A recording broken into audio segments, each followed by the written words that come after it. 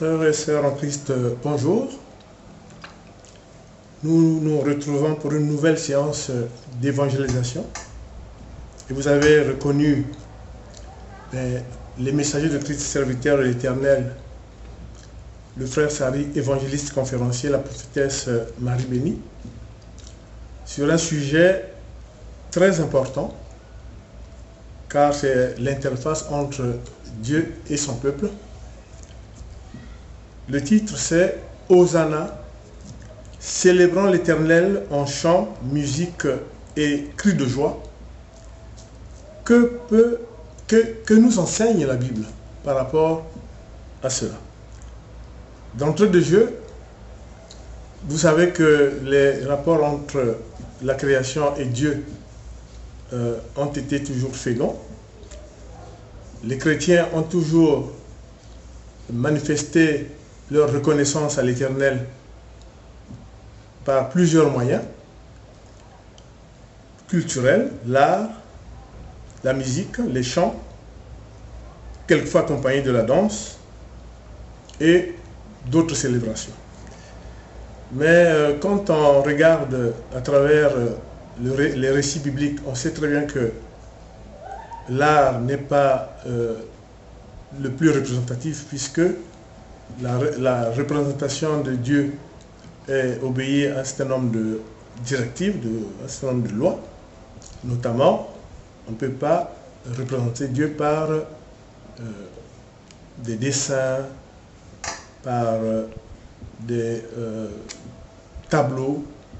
Et donc, les chrétiens ont développé une relation avec Dieu par des chants, par la musique, par la danse, par les célébrations joyeuses, telles que nous allons vous le montrer.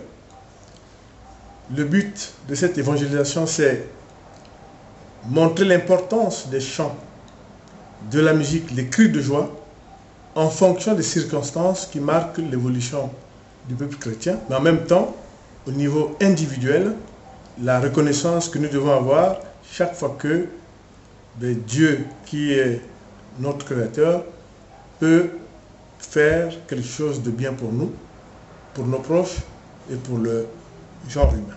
C'est très important. Nous allons aussi voir que tout ne peut pas se faire. On ne doit pas danser n'importe comment. On ne doit pas chanter n'importe comment, même si, d'entrée de jeu, nous vous disons que Dieu n'a pas fixé un modèle particulier de chant, un modèle particulier de danse. Mais attention, le Seigneur est regardant. C'est très important et nous allons vous montrer que quelquefois, dans certaines circonstances, il peut ne pas apprécier et peut même quelquefois agir. Il faut faire très attention. Les récits bibliques nous montrent très bien que les chants ont toujours été utilisés pour remercier le Seigneur, pour célébrer certaines victoires pour certains peuples qui effectivement étaient en lutte pour recouvrir la liberté. Et en même temps, par des cantiques, certaines personnalités ou certaines personnes pouvaient aussi chanter pour l'Éternel, pour le remercier. Et la Bible nous montre à plusieurs reprises qu'il y avait un serviteur de Dieu. Il y avait un serviteur de Dieu, le roi David, qui avait l'onction de royauté, l'onction de prophétie, des dons spirituels, d'écriture, et qui a beaucoup chanté parce qu'il était en même temps une virtuose de la musique, une virtuose des instruments, la harpe, la cithare, etc. Donc, David est l'exemple même de comment le peuple chrétien peut utiliser les instruments, peut chanter et en quelles circonstances. Et nous allons voir cela tout à l'heure. Et puis, les récits bibliques aussi nous montrent que ces chants, ces cris de joie sont souvent accompagnés d'acclamations, mais peuvent aussi être accompagnés des mouvements du corps, donc de la danse. Bien sûr qu'il n'y a pas de prototype que Dieu fixe, mais on sait que les chrétiens habituellement, surtout nos prédécesseurs, quand on relit les récits bibliques, c'était des mouvements du corps, en forme de balancement, en forme de danse, je dirais, sans dépravation, mais en ayant toujours dans la tête, célébrer Dieu. Célébrer le Dieu créateur qui a fait tant de choses pour nous. Amen. Amen. Et cela est tellement important que d'entrée de jeu, il faut savoir que cela ne vient pas comme ça. Nous savons que cela vient du fait que Dieu nous ayant créés à son image, Dieu lui-même est joyeux. Ça, c'est très important. Et s'il est joyeux, il veut que la création soit aussi joyeuse. Donc, il y a déjà une prédisposition de Dieu à accueillir l'expression de notre joie, l'expression de notre reconnaissance. Et c'est très important. Mais, pour vous dire que, effectivement, que Dieu lui-même est dans la joie, nous allons vous donner 3 exemples qui sont très importants. Qui a composé le Gloria? C'est Dieu. Rappelez-vous que lors de la nativité de Jésus, les anges dans le ciel ont entonné avec les bergers l'hymne à la gloire de Dieu. Donc c'est le Gloria. Et dont l'auteur, ce n'est pas les anges, l'auteur c'est Dieu. Et le Gloria, aujourd'hui qui est une des chansons les plus populaires du monde, chantée par des orchestres symphoniques, par plusieurs paroisses, par plusieurs groupements, même non chrétiennes, c'est la chanson de Dieu. Voilà. Gloire à Dieu au plus haut des cieux, paix sur terre, sur les hommes, voilà, sur qui il apporte sa reconnaissance. Et ça, c'est une chanson qui montre la disponibilité de Dieu pour avoir un peuple joyeux. Et c'est sa composition. Et la chanson a fait le tour du monde. C'est vrai que peu de chrétiens savent que le Gloria, c'est les anges, oui, mais c'est Dieu. Et Dieu est joyeux. C'est très important. Et cette prédisposition de Dieu à être joyeux fait qu'il est attentif. Il attend les célébrations. Il attend les remerciements. Il attend que son peuple le glorifie de manière joyeuse. C'est très important. Mais parce que lui-même, il est joyeux. Il a créé l'homme à son image. Comme il est joyeux, nous devons aussi être joyeux. C'est très important. Mais déjà, ça c'est de 1, Dieu lui-même nous montre le chemin par le Gloria.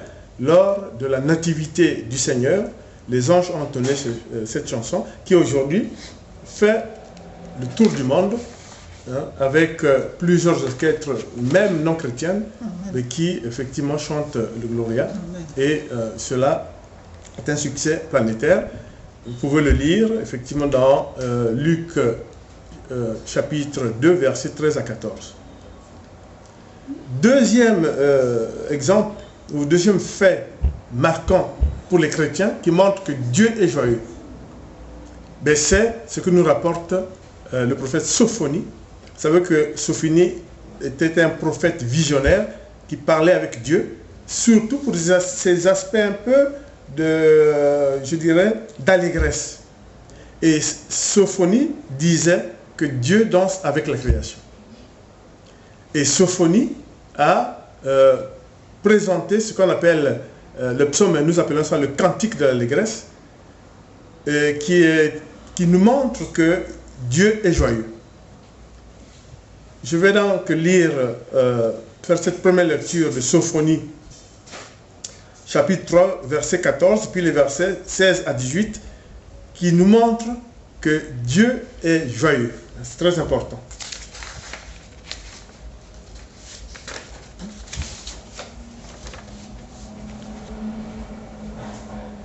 Chante et danse, ville de Sion. Poussez des cris de joie, habitants d'Israël. Oui, réjouis-toi de tout ton cœur, Jérusalem. Ce jour-là, on dira à Jérusalem, n'aie pas peur, ville de Sion, ne te décourage pas. Le Seigneur, ton Dieu, est au milieu de toi. C'est lui le héros qui remporte la victoire. Il est rempli de joie à cause de toi. Son amour te donne une vie nouvelle. Il danse pour toi avec des cris de joie, comme pendant les jours de fête. Dieu danse avec la création, nous rapporte Sophonie. C'est un exemple de la disponibilité de Dieu à accueillir nos acclamations et notre reconnaissance. Dieu danse avec la création. Donc, souvenez-vous du cantique de l'allégresse de Sophonie. Mais vous avez aussi le fait que Dieu peut aussi danser avec le peuple. Alors, dans des circonstances précises. Dans la Bible, le Seigneur Dieu a souvent accompagné le peuple chrétien dans ses luttes contre certains peuples barbares qui pouvaient menacer sa survie. Et Dieu, par des visions au roi, par des rêves, manifestait son soutien et même disait à ces rois quand ils allaient pour la conquête du terrain qu'il était avec eux et que la victoire leur était assurée. Et même il disait, au moment de l'attaque, vous chantez et vous attaquez et la victoire est là. Donc, il existe dans la Bible quelque chose de très important qui reste dans les annales bibliques. Quand je dis annales bibliques, ça veut dire quoi? Ça veut dire qu'on ne peut pas parler de musique, de chant à la gloire de Dieu sans parler de ce chapitre. C'est la joie du peuple de Juda quand ils ont libéré Juda. On appelait ça la fête à la Beraka. Beraka, c'était une ville en Judée, en Juda. C'était la fête de la vallée de Juda, au cours de laquelle le peuple ayant remporté une victoire a chanté par de la musique à la sitar et à l'harpe, célébrant la victoire sur l'ennemi. C'est très important. Et je vais donc essayer de vous montrer que le roi Josaphat avec les hommes de Juda, quand ils ont eu cette victoire, ils fêtèrent au son des lyres, des sitars, des trompettes à la gloire de Yahweh à Jérusalem et dans le temple de Yahweh. Et ceci est très important, ça montre que Dieu participait à cette joie. Sophonie nous montre que Dieu danse avec la création. Là, ce que nous rapporte la Bible, dans le deuxième livre des Chroniques, au chapitre 20, versets 26 à 28. Donc, souvenez-vous, c'est la fête à Juda, la fête de la vallée de Juda, à Beraka. Restant, historiquement, on pense que c'est le point de départ des fêtes joyeuses du peuple chrétien. Tout chrétien doit, quand on lit la Bible, tout chrétien doit pouvoir se remémorer ça. C'est très important. C'est là où sont apparues les musiques. Donc, il ne faut pas s'étonner qu'il y ait toute forme d'instruments. Les instruments de l'époque sont là et il fallait les utiliser à la célébration de la gloire de Dieu. Et c'est très important. C'est pour ça que je vais vous lire le deuxième livre de Chroniques, chapitre 20, versets 22 et versets 26 à 28.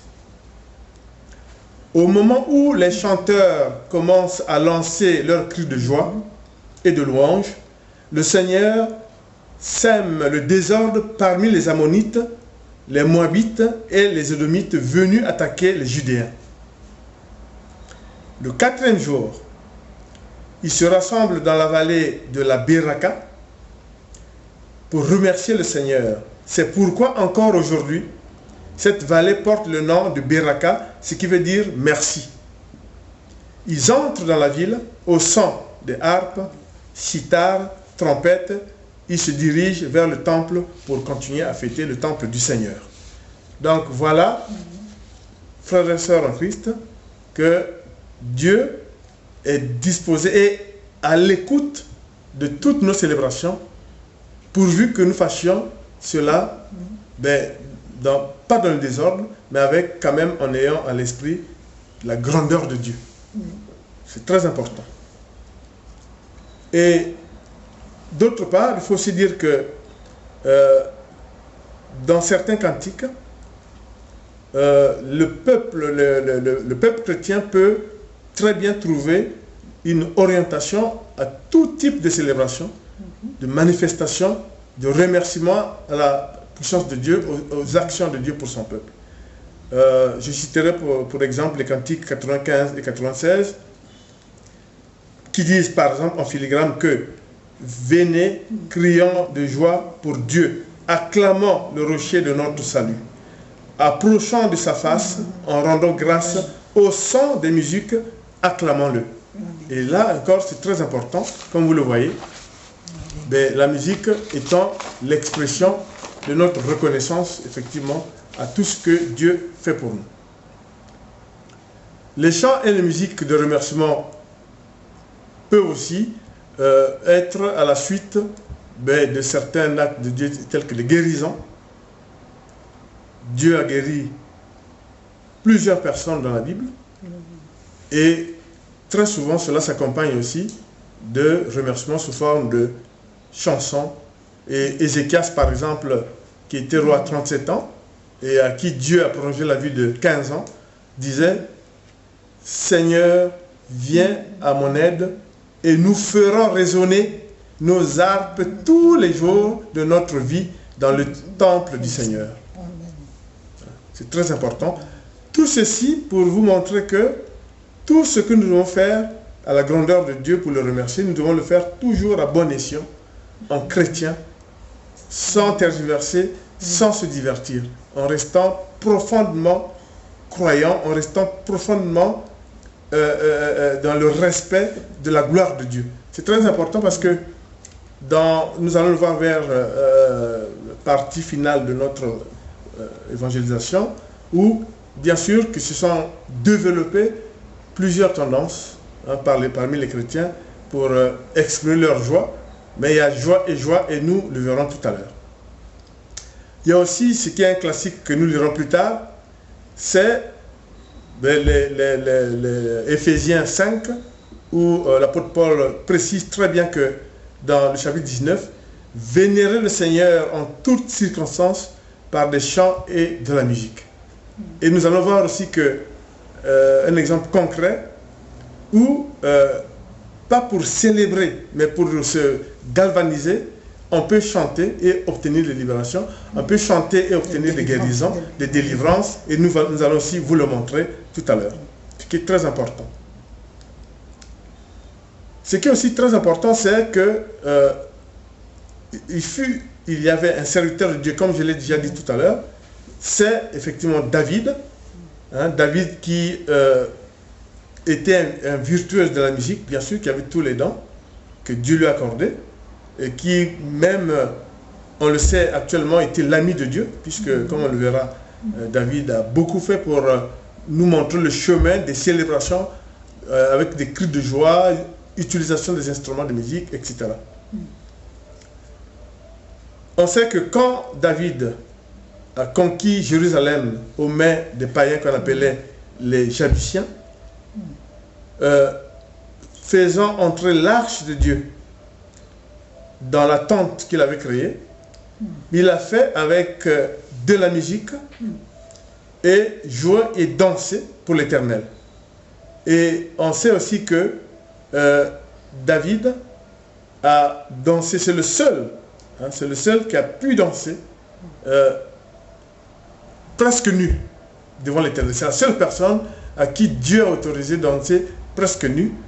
Nulle autre personne ne l'a fait. C'est pour montrer que Dieu lui-même était, je peux dire, Dieu ne peut pas être subjugué, mais il était tellement dans la joie que David, au moment où on a déplacé l'arche de Dieu à la demande de Dieu, sous la tente que David avait faite pour lui, il y avait tout le peuple qui dansait, tout autour.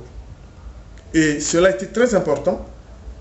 Et le seul qui a pu danser nu, c'était David. Donc c'est très important. Et je vais vous lire donc le deuxième livre de Samuel, chapitre 6, verset 5 et les versets 14 à 15.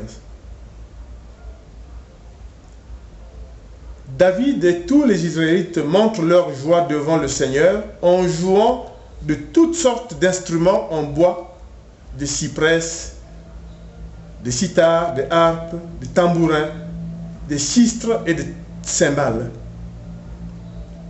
Puis, il danse de toutes ses forces pour le Seigneur. Il porte seulement le pagne de lin des prêtres. Ouais. Donc, il était presque nu, c'est le seul.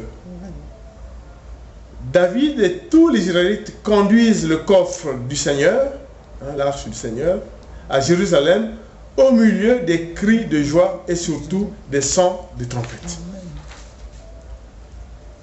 Et toujours pour montrer le chemin que les premiers chrétiens ont fait pour nous et que Dieu, dans toute sa reconnaissance, apprécie, la prophétesse va vous faire une première lecture, justement, de Psaume 108, versets 1 à 5, qui nous montre encore une fois de plus que Dieu est à l'écoute de nos célébrations. Je lis la parole de Dieu. Chant de David, psaume. Mon cœur a confiance, ô Dieu. Je vais chanter, je vais jouer de tout mon cœur. Réveillez-vous, harpe et cithare. Je dois réveiller la lumière du matin. Seigneur, je veux te dire merci parmi les peuples. Je veux jouer pour toi parmi ceux qui ne te connaissent pas. Ton amour est plus grand que le ciel. Ta fidélité monte jusqu'aux nuages. Amen. Amen. Et là, on voit vraiment que Dieu, vraiment, il aime qu'on le célèbre, qu'il aime qu'on le célèbre. Qu'on célèbre, qu'on chante pour sa gloire, et puis que voilà, qu'on le remercie, et puis que voilà, qu'on élève son saint nom. Très important. Oui. C'est très important. Et nous allons voir quand on va approcher la deuxième partie. Et puis être reconnaissant. Lui dire aussi que son nom est reconnaissant et que son nom est plus grand que le ciel. Voilà. Très important. Voilà.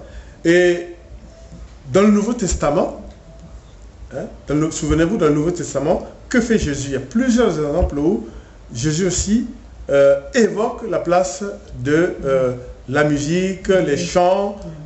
Souvenez-vous de la parabole de l'enfant prodigue. Que fait le père au retour du fils le plus jeune?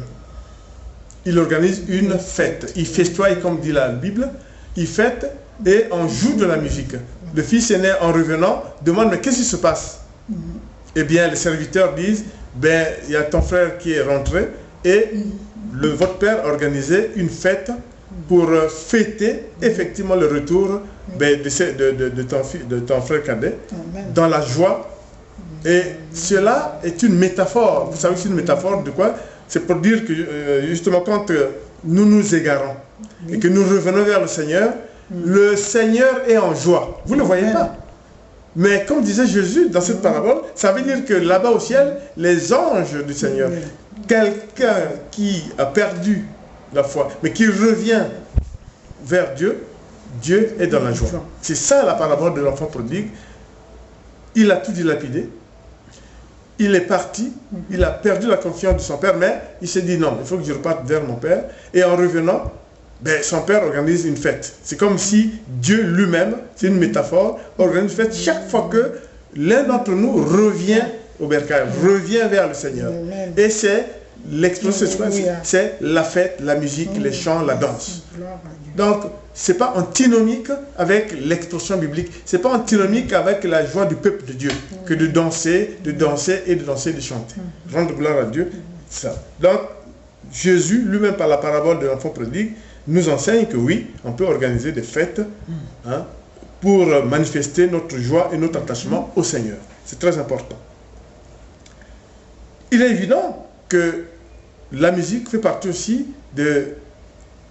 quand on réalise nos cultes à Dieu, la musique est une partie très importante en dehors de prières et autres choses. C'est très important.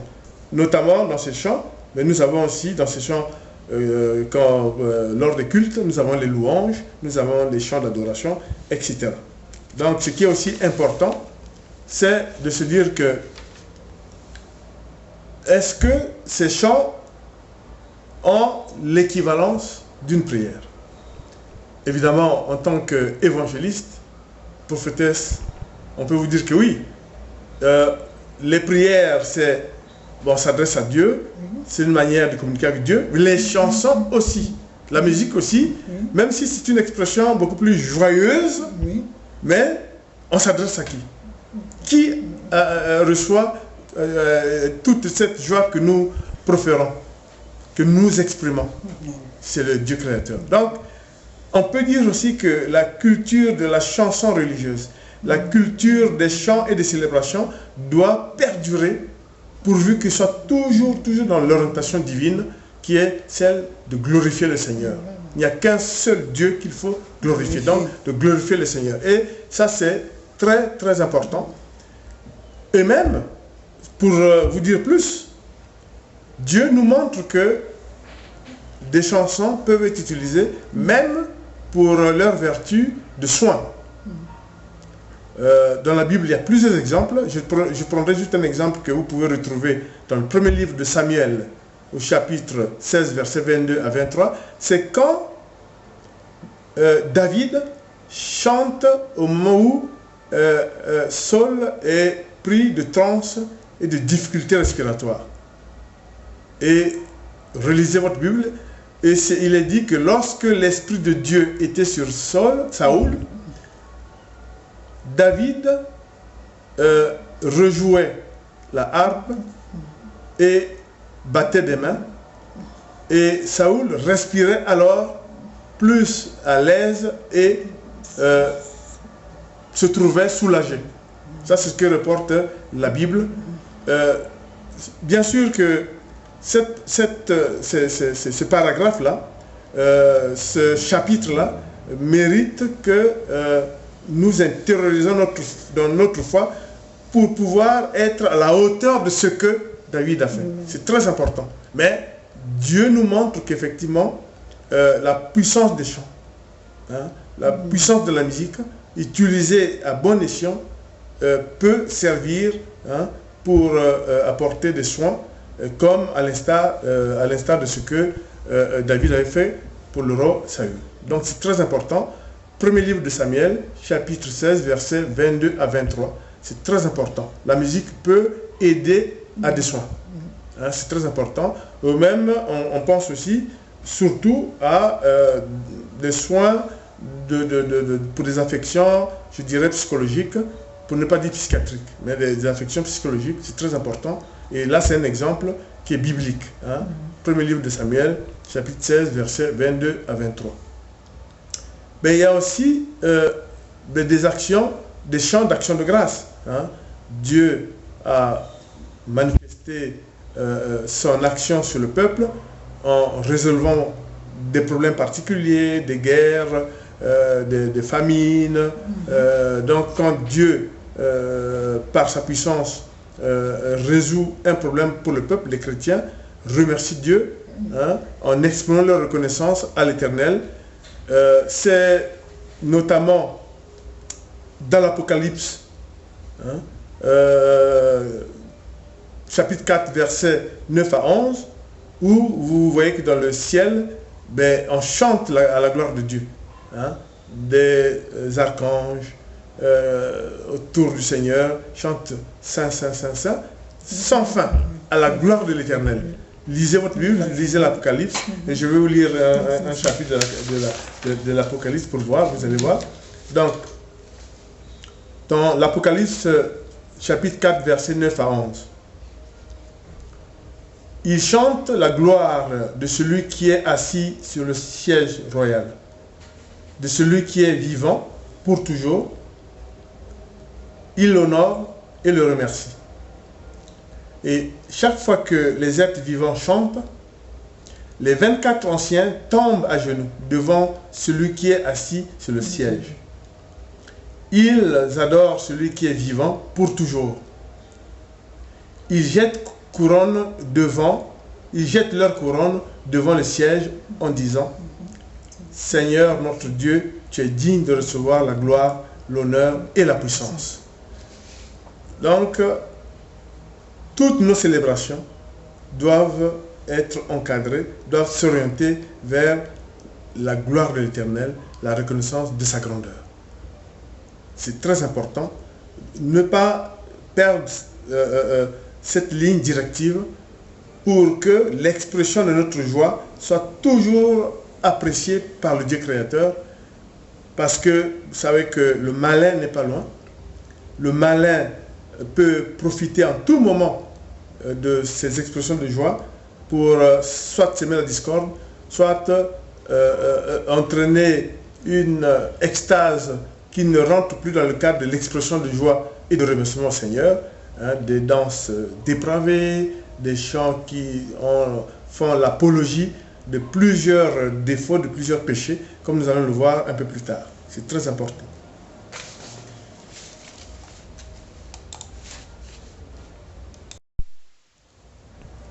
Donc, comme nous avons vu, dans le ciel, comme nous le montre l'Apocalypse, tous chantent la gloire de Dieu. Alors sur terre, évidemment, nous voyons sur terre toutes les paroisses ont des orchestres, toutes les paroisses ont des groupes, toutes les paroisses fêtent, expriment leur reconnaissance au Seigneur, et lors des cultes, ils chantent à la gloire de Dieu. Ça, c'est très important. Et nous pouvons dire que, comme l'apôtre Paul dans Colossiens chapitre 3, versets 16 à 17, chantant à Dieu de tout notre cœur, avec reconnaissance par des psaumes, des hymnes, des cantiques inspirés et des chansons composées à la gloire de Dieu, cela au nom du Seigneur Jésus, rendant grâce par lui au Dieu le Père. Donc, Dieu a les mains ouvertes pour accueillir toutes nos célébrations, je le répète encore, mais nous allons voir qu'il faut faire attention parce que le diable n'est pas loin pour venir un peu brouiller la fête, pour nous conduire sur des chemins qui ne sont pas les chemins que Dieu peut accepter. Et d'autre part aussi, il y a ce qu'on appelle les hymnes de joie du chrétien, c'est dans Éphésiens 5, chapitre 19, où nous savons que il est dit que célébrer le Seigneur de tout notre cœur, célébrons le Seigneur de tout notre cœur, en tout temps, à tout propos, afin de lui rendre grâce. Et ça, c'est très important. Et à partir de tout ce qui est écrit dans la Bible, les chrétiens se sont organisés et manifestent leur joie. Ça et là, c'en est des groupes gospel ou pas. Ça et là, c'en est des orchestres dans les églises ou pas, mais qui chantent à la gloire de Dieu. Mais, comme nous vous le disons, attention, Dieu est regardant, surtout quand il s'agit d'un certain nombre de défauts, d'un certain nombre de péchés pour lesquels il ne veut d'aucune apologie. Et nous allons le voir tout à l'heure. On sait aussi que par le psaume 40 de David, hein, le psaume 40 au verset 4, David le montre très bien. Il dit que par les chants et louanges, c'est par les chants et louanges que Dieu peut mettre dans notre bouche, que notre foi augmente aussi en même temps en notre Seigneur. Autrement dit, nous chantons pour Dieu, mais Dieu aussi peut mettre dans notre bouche des cantiques, des paroles, des phrases qui permettent aussi, quand nous chantons, qu'il soit dans la joie. Souvenez-vous que Dieu est dans la joie, comme l'a dit Sophonie et comme l'a dit David. Donc, il peut mettre dans notre bouche aussi des paroles pour chanter à sa gloire. Et c'est pour ça que la prophétesse va lire le cantique de la joie d'Isaïe, qui est un cantique emblématique de ce que, effectivement, les rapports entre la création et Dieu dans la chanson. Nous louons Dieu, mais Dieu vous loue aussi parce que vous le louez. Et effectivement, Dieu aime quand le glorifie. Tel est le message que nous devons retenir de ça, de cette présentation, de cette évangélisation. Et le cantique d'Ésaïe, le chant de la victoire d'Ésaïe est très très parlant. Alors je vais lire la parole de Dieu, Isaïe 42, versets 10 à 12. Que le monde entier chante la louange du Seigneur. Chantez au Seigneur un chant nouveau. Au bout du monde, chantez sa louange. Vous qui voyagez sur la mer, vous qui la remplissez, et vous, les peuples éloignés. Qu'on entende des chants dans les lieux habités du désert, dans les campements des nomades de Kédar. Que les habitants de la roche montrent leur joie, qu'ils poussent des cris de joie du sommet des montagnes. Que les peuples éloignés rendent gloire au Seigneur, qu'ils chantent à haute voix sa louange. Amen. Amen. Vous avez vu? Que le monde entier chante la louange du Seigneur. Le monde entier. Dieu veut que le monde entier le chante pour sa gloire. Et puis, même dans les mers, dans la mer, dans les peuples éloignés, il veut cela. Il veut, même dans le désert, là où il n'y a personne. Et puis, on voit très bien que les oiseaux lui rendent bien cela. Si vous avez remarqué.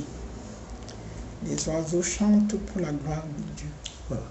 Donc, frères et sœurs en Christ, le chant de la victoire d'Ésaïe vient, comme a dit la prophétesse, nous montrer que Dieu est dans la joie chaque fois que nous chantons à sa gloire. Et que cela doit devenir un réflexe planétaire des chrétiens. En toutes circonstances, pour glorifier le Seigneur par les chants, la musique, les instruments. Tout le temps. Et c'est très important parce que Dieu est joyeux, il est de nature joyeuse, comme nous l'a rapporté Sophonie, comme nous l'a rapporté David. C'est très très important. Hein? David qui a dansé nu, presque nu devant l'Éternel, nous rapporte que Dieu aime quand le glorifie par des chants et des cris de joie. C'est très important.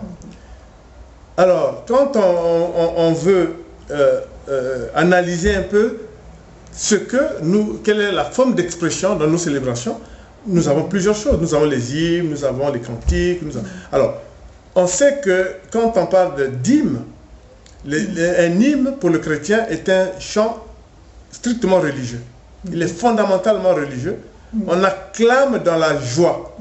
On acclame dans la joie Jésus le Seigneur glorifié par Dieu le Père. Et tout cela fait partie de ce qu'on appelle les cérémonies religieuses, la liturgie, etc. C'est les hymnes. Mais vous avez aussi, ce qu'on oublie, c'est que Dieu a mis dans nos mains la force de la chanson. Comme je disais tout à l'heure que les chants valent aussi comme des prières. Et un exemple que la Bible retient, que vous devez aussi retenir, c'est que c'est par une chanson que Silas et Paul ont été délivrés de leur vie. Et la délivrance de Paul et Silas, après avoir chassé un esprit impur d'une femme, après cette prière, chant de louange de Dieu, écrite par les autres prisonniers, puis la délivrance après un tremblement de terre, hein, les fondations de la prison s'ouvrent, les tremblements de terre, les fondations de la prison s'ébranlent et toutes les portes s'ouvrent.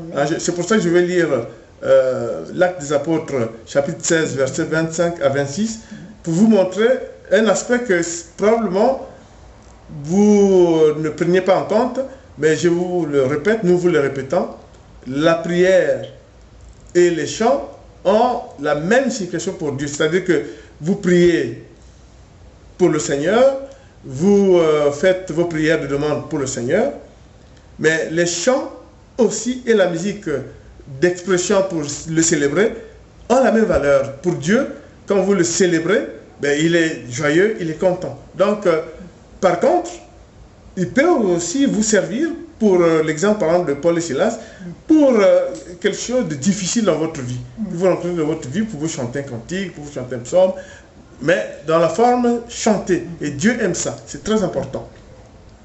Donc, je vais lire Actes des Apôtres, chapitre 16, versets 25 à 26.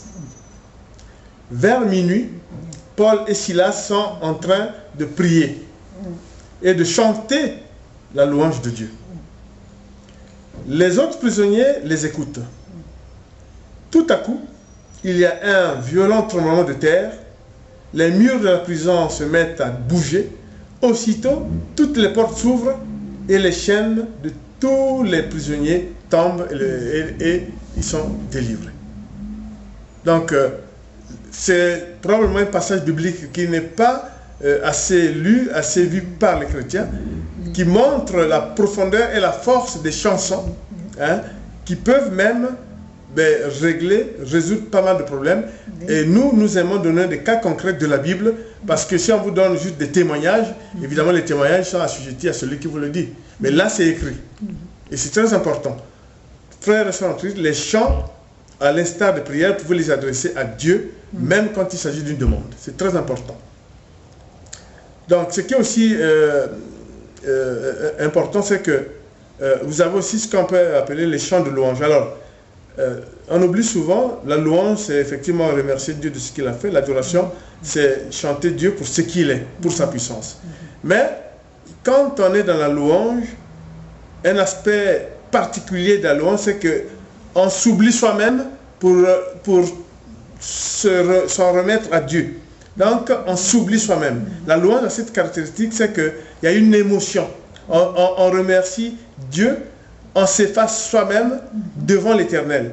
La louange combine la foi et l'allégresse en même temps. C'est très important. C'est pour ça qu'on sait bien que beaucoup de psaumes remplissent cette fonction de louange, parce que on s'oublie, on se livre au Seigneur, et Dieu effectivement apprécie ça. C'est très important. Souvenez-vous de ça, des chants de louange. C'est très, je dirais, ça vous remplit d'une ferveur religieuse. C'est très important. Amen. Vous avez aussi,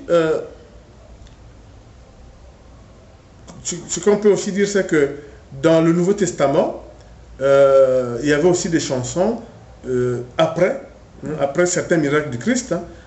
Par exemple, on sait que le peuple chantait quand, par exemple, il y avait un miracle et que Jésus, à la fin du miracle, quelquefois, quand il disait « Votre foi vous a sauvé », les chrétiens chantaient, les disciples chantaient pour le remercier de ce qu'il venait de faire, notamment dans Luc chapitre 18, verset 43, qui est très important. Après les miracles, le peuple chantait les louanges pour le remercier. C'est ce que je venais de dire tout à l'heure, les louanges, c'est remercier Dieu de ce qu'il a fait, c'est très important. Aussi, toujours dans le cadre de ces louanges, dans l'Apocalypse aussi, on trouve toute une série d'alléluia qui sont répétés pour donner le caractère universel de la louange et du culte de Dieu. L'Apocalypse proclame le caractère universel de la louange et du culte de Dieu par l'alléluia. Dieu aussi, on sait que Dieu aussi, si vous le louez, et ce qui peut apparaître, je dirais, difficile à comprendre pour le chrétien, mais Dieu vous loue aussi. En fait, il peut même mettre dans votre bouche des formules, des mots qui permettent aussi, par ces mots, de pouvoir convertir votre entourage, convertir ceux qui vous écoutent. C'est la puissance de la chanson. Voilà. Pourquoi est-ce que on peut aussi dire que voilà, par certaines chansons de certains groupes, si vraiment ça respecte l'éthique, ça respecte la ligne et la probité chrétienne, pourquoi ces chansons-là ne pourront pas entraîner des conversions? C'est très important. C'est le lieu de dire que toutes ces organisations musicales, gospel et autres peuvent concourir effectivement à conscientiser les païens et même pour les chrétiens à les renforcer, pourvu que ça se fasse dans l'ordre, ça se fasse dans ce que Dieu nous a donné comme ligne à travers les Écritures, l'Ancien et le Nouveau Testament. C'est très important. Donc, ce qui est aussi très important, c'est de se dire que nous célébrons Dieu parce qu'il nous a aussi, par sa mort sur la croix et sa résurrection au troisième jour, il nous a arrachés au pouvoir des ténèbres, au pouvoir de la nuit, et nous a fait passer dans le royaume de Dieu, le Fils très aimé, Jésus-Christ, par sa mort encore, comme on l'a dit sur la croix, nous sommes libérés de nos péchés, et nos péchés sont pardonnés. C'est très important. Et c'est ce qui justifie qu'en toutes circonstances, en tout lieu, le chrétien doit célébrer le Seigneur. C'est très important. Sans que les hommes aient demandé, Dieu a envoyé son Fils pour le rachat de nos péchés. Sans que les hommes l'ont demandé. Mais Dieu est magnanime, Dieu aime son peuple, Dieu aime la création. C'est très important. Et c'est avec des cris de joie que nous remercions le Père en le célébrant, en utilisant les chants, la musique et tout ce que nous avons pour l'adorer, pour le célébrer. C'est très important. Le Seigneur Dieu, le Fils de Dieu, nous le glorifions aussi parce que à travers son ministère, il nous a montré par la bonne nouvelle de Jésus-Christ, par les évangiles, par son enseignement, que pour aller au royaume de Dieu, nous devons nous comporter tel qu'il nous l'a enseigné. C'est très important. Éviter le péché. Si nous savons que le Christ est à l'image de Dieu qu'on ne peut voir, nous devons donc, en sachant que Jésus-Christ est à la tête de l'église corps de Christ, nous devons le glorifier, puisque comme dit Jésus, en le voyant, on voit le Père. Nul ne peut aller au Père sans passer par le Fils. C'est très important. Nous devons notre reconnaissance au Seigneur avec des chants, musique, cris de joie et en restant solides et forts dans la foi. Ça, c'est très important. Il ne faut pas que ces moments de célébration puissent quelquefois nous faire perdre la foi. C'est très important. Le diable n'est pas loin. C'est très très important. C'est l'occasion de dire, est-ce que Dieu a, je peux dire, donné des directives en cette matière? Non. Dieu ne dit pas qu'il faut danser dans ce sens, il faut chanter. Non, mais il y a des règles. La règle principale que vous devez retenir, quelle que soit la façon dont vous célébrez le Seigneur, par des groupes gospel, par des orchestres d'église, par des chorales, c'est il ne faut pas faire de l'apologie. C'est très important. Ne pas faire l'apologie du sexe, ne pas faire l'apologie de la discrimination et de l'intolérance, ne pas faire l'apologie de la cupidité et de la célébrité, c'est très important. Ne pas faire l'apologie de la méchanceté et de la violence. Ça ne veut pas dire que certains types de musique sont prohibés. On n'est pas en train de dire que tel ou tel type de musique, parce que chanter, quelquefois violente, non. Nous disons tout simplement, Dieu ne veut pas de l'apologie de ce que je viens de lister. Pas d'apologie du sexe. Pas l'apologie de la cupidité et de la célébrité. Pas d'apologie de l'intolérance, du racisme et contre ce qui est différent, contre la différence. Pas d'apologie de la méchanceté et de la violence. Et quand on danse, et là aussi, c'est la même règle. Pas d'apologie, mais de quoi? Il faut que les danses ne soient pas des danses dépravées. Comme disait l'apôtre Paul, on ne peut pas danser n'importe comment. Dans Colossiens, dans Éphésiens, il le précise très bien, on ne peut pas danser n'importe comment. Ça, c'est très, très, très important. Hein, parce que je veux lire Éphésiens, chapitre 5, verset 19, avant d'enchaîner sur tout ce qui n'est pas, tout ce qui est évité. Ensemble, dites des psaumes, des hymnes, des cantiques qui viennent de l'Esprit Saint. Chantez la louange au Seigneur de tout notre cœur. Remerciez Dieu le Père toujours et pour tout au nom du Seigneur Jésus-Christ. Donc on ne peut pas danser n'importe comment, on ne peut pas chanter n'importe quoi. C'est très important. Alors, je citerai un exemple, toujours dans le deuxième livre de Samuel, au moment où Dieu révèle à David que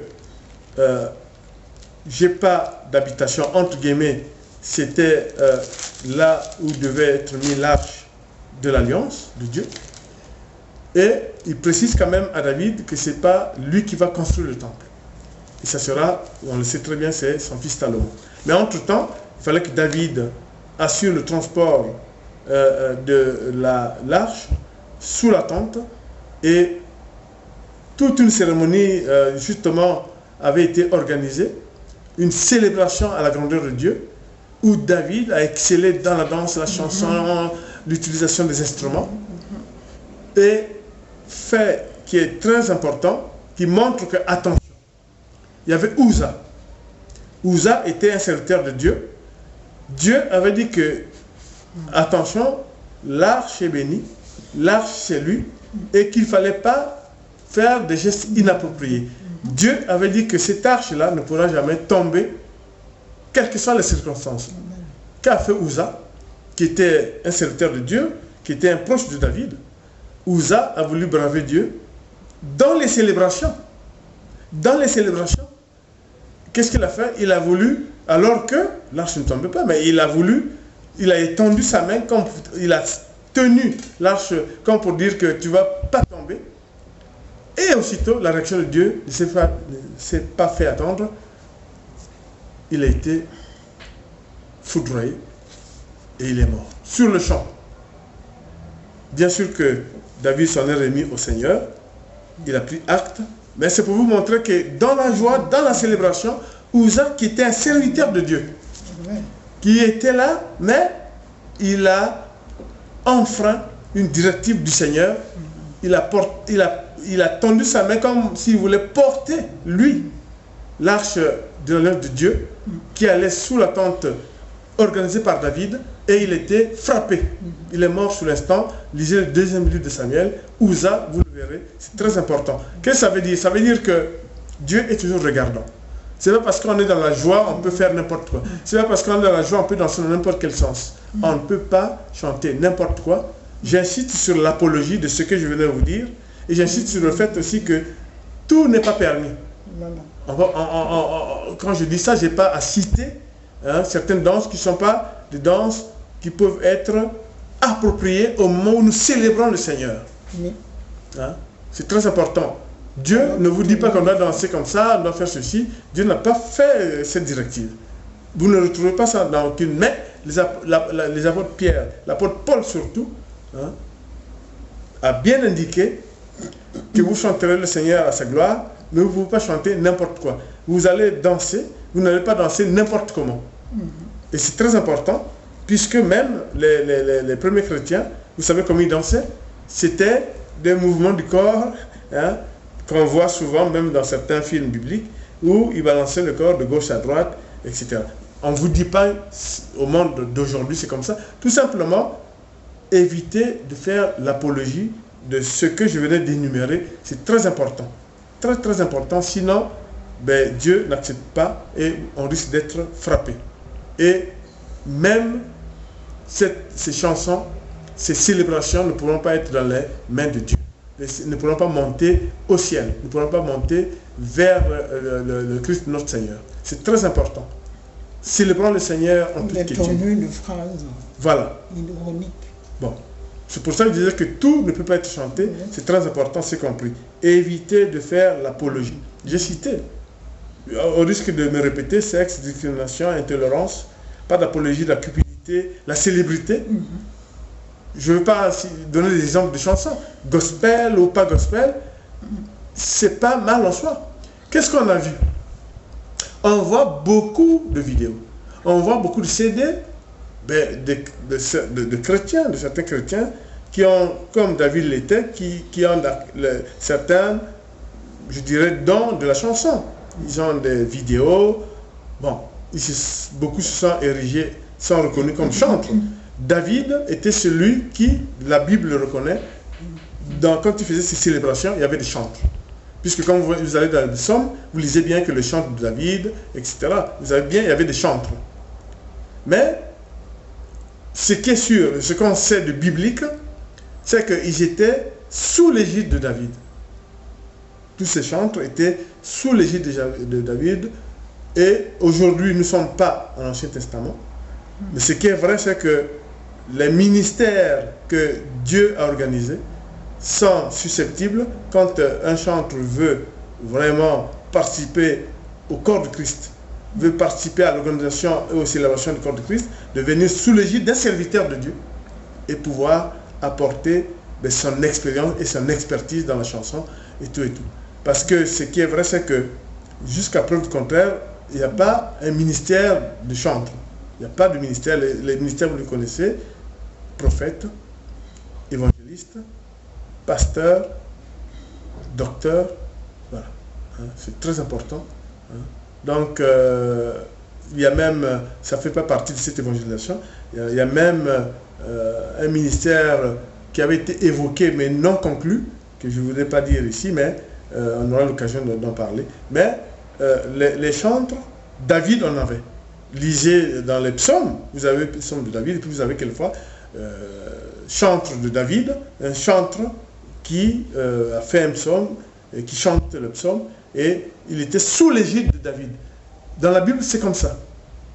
En tant qu'évangéliste, on a lu vraiment plusieurs fois dans les Écritures sur cet aspect, justement, les chantres, c'est très bien, Dieu apprécie. Aujourd'hui, vous avez des disques, vous avez des vidéos de chants, vous avez des chansons qui concourent à créer des vocations, qui concourent à des conversions, qui concourent au renforcement de la foi. C'est très bien. Mais il n'y a pas de ministère, ils doivent évoluer. Soit s'ils évoluent en chrétiens, on reconnaît les qualités de tout un chacun. Si vous êtes un couturier, que vous faites de beaux habits, on vous reconnaît. C'est comme ça. Justement, ces chrétiens qui chantent, qui sont chantres, peuvent très bien travailler dans le corps de Christ avec des appelés de Dieu pour rendre plus consistant la ferveur du peuple chrétien dans les célébrations pour le Seigneur. Je le dis, franchement, c'est ce que nous ressentons de l'Esprit Saint. C'est très important parce qu'il va y avoir beaucoup de choses qui vont venir. Nous vivons des temps difficiles, l'homme est confronté à de plusieurs difficultés. Nous en appelons à Dieu, mais quand on en appelle à Dieu, il faut bien sûr lui rendre gloire, mais en même temps éviter d'aggraver notre propre situation, faire ce qu'il faut faire. Il ne faut pas aller dans le péché. Et les chansons, c'est vite fait. On bascule, quand on fait l'apologie de quelque chose, on bascule dans le péché. Quand on fait l'apologie d'une célébrité, les célébrités, vues telles que nous le voyons dans le monde d'aujourd'hui, les célébrités du monde ne sont pas les célébrités de Dieu. C'est très important. Donc, c'est pour ça que, en terminant cette évangélisation sur la place des célébrations par les chants, musique et cris de joie du peuple chrétien, nous avons voulu vous montrer par des faits bibliques, parce que les faits bibliques sont authentiques. On aurait pu vous donner des exemples de témoignages, bien que le témoignage des chrétiens, on ne dit pas que ce n'est pas valable, mais là, nous sommes des appelés de Dieu, sous l'inspiration de l'Esprit Saint, nous vous donnons ça, parce que le monde va être confronté à plusieurs difficultés, et il faut que la colère de Dieu s'apaise. C'est pour ça que nous disons, comme dit le psaume 100, « Acclamez le Seigneur toute la terre, servez le Seigneur dans l'allégresse, venez à lui avec des chants de joie. » C'est très important, frères et sœurs en Christ, de garder cela en mémoire. Nous célébrons le Seigneur, il accueille nos chants, la musique et les cris de joie, comme à l'instar de nos prières. C'est très important. Et si vous avez des dons, des facilités, vous êtes un virtuose de la musique et que vous êtes chrétien, associez-vous à l'œuvre commune de reconnaissance et de glorification du Seigneur auprès des appelés, ou alors tout simplement en chrétien, quand on fait des prières individuelles. Mais sinon, associez-vous aux appelés dans le cadre du corps du Christ ou des ministères qui existent pour glorifier Dieu et faire en sorte que les temps qui sont difficiles, les temps sont difficiles, tout ce que nous ressentons, c'est ça, parce que l'homme s'est éloigné de Dieu et il faut tout faire pour que, si c'était des chrétiens qui sont éloignés de Dieu, qu'on renforce leur foi. C'est ça l'action des messagers de Christ, serviteurs de l'Éternel.